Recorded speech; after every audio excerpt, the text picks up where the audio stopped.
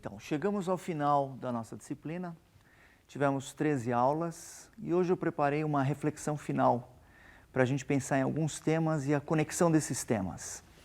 Então, nós vamos hoje pensar numa maneira de levar para casa, como é que a gente pode levar para o nosso dia a dia todos os conceitos que foram vistos até agora. Então, não sei se vocês se recordam, mas a primeira aula a gente começou com a complexidade dos problemas atuais do século XXI. Então, nós estamos diante de grandes desafios como o lixo crescente nas áreas urbanas, nós temos o problema de saúde que acaba atingindo toda a população, o problema da mobilidade, recursos naturais terminando sendo extintos, ou seja, nós estamos acabando com um recurso que é finito. Nós temos o problema dos serviços públicos que estão também pressionando muito os governos, nós vimos isso ano passado com as redes sociais, né, as pessoas se conectando para tentar se mobilizar, então aquela história do peer-to-peer, as pessoas se conectando para fazer exigências para os governos e essa tendência é uma tendência crescente no mundo. Então já existe uma grande preocupação dos governos em co-criar a solução com os cidadãos, também falamos disso. Um outro problema que é difícil a gente negar, mas ainda tem pessoas que negam, o aquecimento global. O problema da educação, como é que nós vamos educar tantas pessoas, tantos jovens, e como é que nós vamos prepará-los para um novo mercado? Esse mercado que está cada vez mais difícil aí fora. O problema dos alimentos, como é que nós vamos alimentar tantas pessoas, né? Nós somos 7 bilhões e para 2050 nós vamos ser provavelmente 9 bilhões, até mais. Então, estamos diante de tantos desafios e ainda por cima, diante de todos esses desafios, nós mostramos para vocês uma pesquisa que mostra que a nossa criatividade vem caindo com o tempo. Vocês se recordam que era 98% quando a gente tinha 5 anos, depois o mesmo grupo com 10 anos foi para 30%, depois com 15 anos para 2%, 12%, depois caiu quando a gente chega numa idade adulta para 2%. Então, como é que a gente consegue recuperar essa nossa criatividade? Agora, a gente não pode esquecer o que a gente viu na primeira aula, que apesar de tudo, nós evoluímos como espécie humana resolvendo problemas sociais. Então, desde a idade da pedra lascada, a gente foi resolvendo problemas, com colaboração dentro do grupo, nós conseguimos chegar até onde chegamos hoje em dia. Então, como é que a gente faz essa conexão? Como é que a gente consegue recuperar essa nossa criatividade? E aí a gente apresentou para vocês o Design Thinking como uma metodologia, uma das possibilidades, uma metodologia criativa, ou seja, ela é uma metodologia criativa de solução de problemas muito complexos, normalmente que ocorrem em situações sociais. O foco do Design Thinking é encontrar o problema. Então a gente acaba investindo muito tempo para saber qual que é o problema que tem que ser resolvido. Depois que a gente descobrir qual que é o problema que tem que ser resolvido, aí a maneira que vai se resolver, nós também vimos, existem maneiras analíticas, racionais, o PDCA, o MASP, várias outras maneiras que a gente pode usar, ou nós podemos apelar para uma maneira mais criativa, como o Design Thinking. E aqui eu gostaria de fazer um link, né? Tem uma citação muito interessante de Einstein, que ele fala que se ele tivesse 60 minutos para resolver um problema do qual a vida dele estivesse em jogo, ele investiria 55 minutos pensando em qual a pergunta certa para ser feita. E depois ele investiria os 5 minutos finais para resolver o problema. Então, por aí a gente vê a importância de a gente fazer as grandes perguntas, as perguntas corretas para resolver os problemas. As grandes inovações também, a gente acabou vendo ao longo de todas as disciplinas, que elas ocorrem, né, quando a gente acaba fazendo a pergunta certa. Eu mostrei alguns exemplos para vocês, do Embrace, aquele do canudinho, do Life Straw, e muitos outros exemplos da GE que a gente viu. Mas a gente tem em mente que inovação não é apenas tecnologia, né? Muita gente acaba conectando a inovação com o lançamento de produtos, com muita tecnologia, apesar dessa daqui ser uma disciplina de sociedade, tecnologia e inovação, nós temos que levar em conta que a inovação, ela acontece quando a gente resolve problemas. E normalmente a inovação acontece na escassez, na falta de recursos. Aí que nós somos obrigados a ser mais criativos. Então, quando a gente tem uma grande necessidade, nós, como espécie humana, nós conseguimos resolver grandes desafios. E aqui é importante a gente começar a fazer algumas conexões de todos os conceitos que foram vistos, né? O pessoal do Instituto Acatu veio aqui e nos mostrou o problema da sustentabilidade, muito conectado com o consumo consciente, ou seja, um dos grandes questionamentos que a gente tem que se fazer, uma das grandes reflexões, será que nós precisamos consumir tudo o que consumimos? Existe tanto excesso no mundo hoje em dia, né? A partir disso veio a economia compartilhada, possibilitada devido a possibilidade de a gente ter internet para conectar as pessoas. A inovação aberta também surgindo como uma possibilidade de ampliar os stakeholders, envolver mais públicos de interesse, né, para que a gente possa resolver os grandes problemas, os grandes desafios. O crowdsourcing, o crowdfunding, né, como possibilidades de terceirização dos problemas. Tudo isso trazendo uma grande pressão nos serviços. E isso é importante quando a gente pensa em serviços, todos os tipos de serviço que a gente falou, saúde, educação principalmente. Muitos de vocês vão estar voltados na educação. Então a reflexão é, bom, qual vai ser o meu papel diante desse novo mundo que está aqui à nossa frente agora? A inovação social também foi mostrada para vocês. A inovação social, ela pode ser uma das possibilidades, principalmente para o nosso país. Eu acho que o Brasil tem um gap muito grande em relação a outros países, com os Estados Unidos, com a Europa, com a Ásia. Mas nós estamos agora diante de uma nova situação onde o empreendedorismo social está se mostrando como uma possibilidade de resolver os grandes problemas complexos da nossa sociedade brasileira. Talvez o governo e outras entidades e instituições dando possibilidades, facilitando que esses empreendedores consigam abrir negócios sociais, a gente consiga fechar um pouco esses gaps sociais que nós temos. Nós vimos também as cidades inteligentes, né? As cidades inteligentes como locais onde, hoje em dia, é a primeira vez na história da humanidade, que a gente está vivendo muito mais nos centros urbanos do que na área rural. Então vem agora essa preocupação das cidades inteligentes. Como é que a gente consegue ter um local propício para as pessoas poderem exercer a sua criatividade? E aí vem alguns questionamentos importantes agora para a gente começar a pensar o que eu faço com todos esses conceitos que a gente viu, né? Então, um deles é como é que nós podemos usar a nossa capacidade de empatia. Então não se esqueçam, bom, se a inovação acontece e a criatividade ocorre na resolução de problemas, e eu preciso ter uma pergunta muito bem feita, então vamos começar a fazer as perguntas. Como é que a gente consegue usar a nossa capacidade de empatia? Não se esqueçam, o ser humano, de acordo com o aparato afetivo que nós temos, nós conseguimos nos conectar com as pessoas. Então quando a gente olha uma pessoa, a gente está se conectando com ela, a gente consegue antecipar o que essa pessoa está pensando, o que ela está sentindo, o que ela vai falar. Isso é muito bom, mas também pode ser muito ruim, porque isso traz um modelo mental para a gente. Então, como é que a gente consegue tirar do modo automático da máquina de fotografia e passar para o modo manual? Quando a gente está desempenhando, o nosso cérebro está no automático, nós somos pessoas muito eficientes, nós somos seres muito eficientes. E a gente não se dá conta, porque a gente faz tudo automaticamente.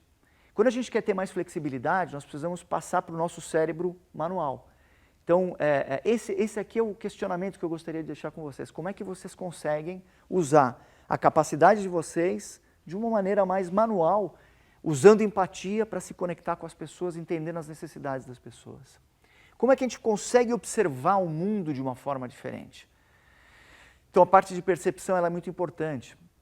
A maneira como eu olho, eu não posso olhar o mundo da minha maneira automática, eu preciso olhar os detalhes, né? As grandes inovações ocorrem nos pequenos detalhes. Então, eu tenho que olhar e apreender o que está à minha volta com muito detalhe, como se eu fosse um turista, né? Chegando no local e olhando tudo, tendo aquela curiosidade da criança. Como é que nós podemos nos conectar com as pessoas também usando técnicas de entrevistas, né? Então, a gente aprendeu um pouco que a gente pode usar a etnografia como uma técnica que veio da antropologia. Ou seja, como é que eu consigo chegar num local, no contexto de um problema que eu tenho que resolver, sem perturbar demais esse local, porque quando a gente chega num local a gente acaba perturbando.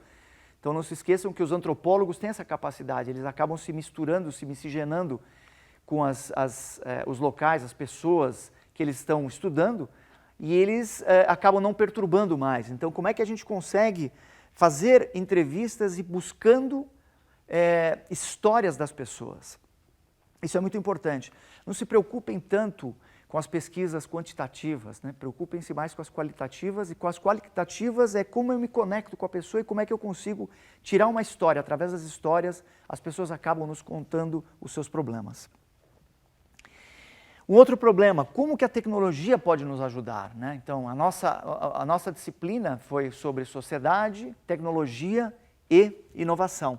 Então, como é que essa tecnologia, que ela pode ser prejudicial também, porque quando a gente pensa no aquecimento global, ela é prejudicial, mas como é que a gente pode usar ela de uma maneira a nos ajudar, como, por exemplo, a internet, conectando as pessoas. Eu não sei se eu falei para vocês naquela aula do compartilhamento, do crowdsourcing, da inovação aberta, eu me lembro que eu falei para vocês que a gente acaba se conectando, né, as pessoas, gente com gente, e as pessoas físicas acabam confiando mais nelas do que nas pessoas jurídicas, né? Então, como é que a gente consegue esse esforço conjunto para ligar conhecimentos que estão tão soltos pelo mundo, né? Então, essa é uma outra reflexão que a gente tem que ter.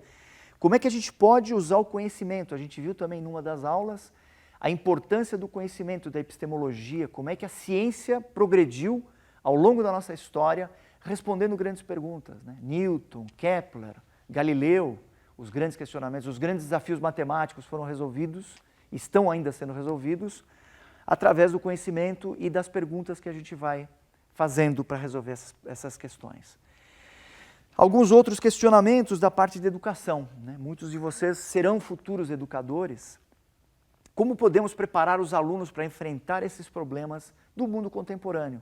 Tudo isso que a gente veio falando. Qual é o papel de vocês? Essa é a reflexão importante.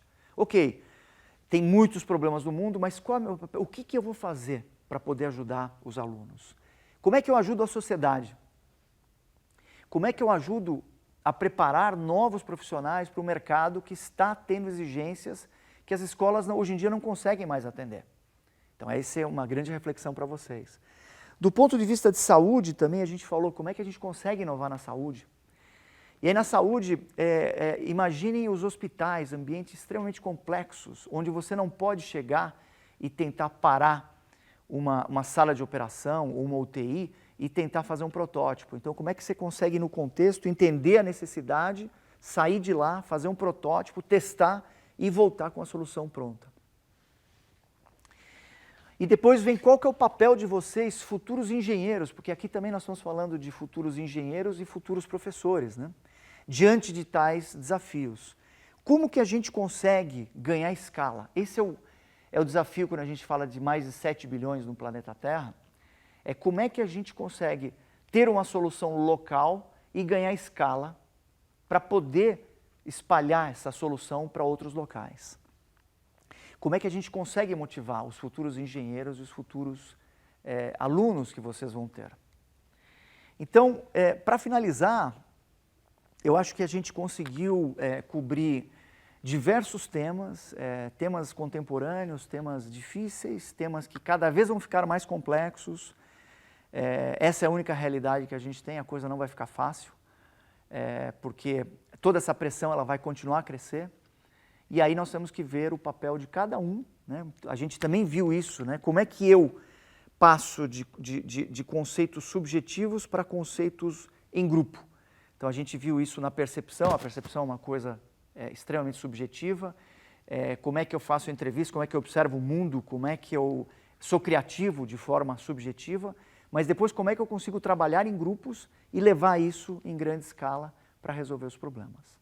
Então, a grande reflexão que nós temos que fazer agora, afinal, diante de todos os problemas, todos os conceitos que a gente viu, qual que é a minha contribuição? Então, vamos fazer agora essa finalização. Tem uma parte subjetiva que depende de cada um de nós e tem uma parte objetiva, né, que independe das pessoas. Então, nós vamos passar daquilo que é individual para aquilo que é coletivo. Então, tem conceitos que são extremamente subjetivos. Valor é um conceito que eu atribuo valor para alguma coisa. ele tem uma dimensão, um conceito, também uma parte dele que ele é objetivo. Mas quem atribui o valor sou eu, é uma pessoa. A criatividade, depende do meu cérebro, ele depende das minhas observações, das minhas percepções. Eu sou uma pessoa criativa, só que eu também consigo trabalhar no coletivo, eu consigo dividir com outras pessoas e as pessoas conseguem criar em cima de visões que eu trago, de ideias novas que eu consigo gerar, as pessoas conseguem fazer síntese. A percepção, a observação, eu apreendo o mundo da minha maneira, mas eu consigo dividir no grupo também. Os insights, eles ocorrem a partir de processos cognitivos. Eu consigo aprender e eu tenho os insights, mas eu consigo dividir então, do individual para o coletivo. E a empatia também, essa capacidade de conexão que a gente tem com as pessoas, ela é subjetiva, mas eu também consigo usar ela no processo, trazendo para o grupo. Então, para a gente fazer agora o fechamento, eu gostaria que vocês pensassem no seguinte: nós falamos da necessidade de se fazer as perguntas bem feitas, né? Para a gente conseguir ter o processo criativo e daí, a partir disso, resolver o problema. Então, eu vou trazer uma equação e nós vamos tentar enunciar ela de maneiras diferentes e vocês vão ver o impacto que ela tem. Então, se eu mostrar para vocês que 5 mais 5 é igual a x, eu tenho apenas um único resultado. Agora, se eu pegar a mesma equação e eu fizer ela diferente, y mais z igual a 10. Aqui eu tenho infinitas possibilidades. Dessa maneira, eu posso ter números inteiros, números negativos, positivos, frações. As possibilidades são imensas. Então, com isso, a gente termina o nosso curso. Essa provocação final é para que vocês realmente reflitam como é que vocês conseguem como é que vocês podem contribuir para a humanidade, como é que vocês conseguem trazer o conhecimento tácito de vocês, como é que vocês conseguem observar, perceber, ter insights e fazer as perguntas bem feitas. Então, com isso, a gente encerra esse módulo de Sociedade, Tecnologia e Inovação. E até a próxima, e eu espero que vocês consigam utilizar tudo isso que a gente explicou para vocês a partir de hoje, no seu dia a dia, e que vocês consigam aplicar depois na vida profissional de vocês.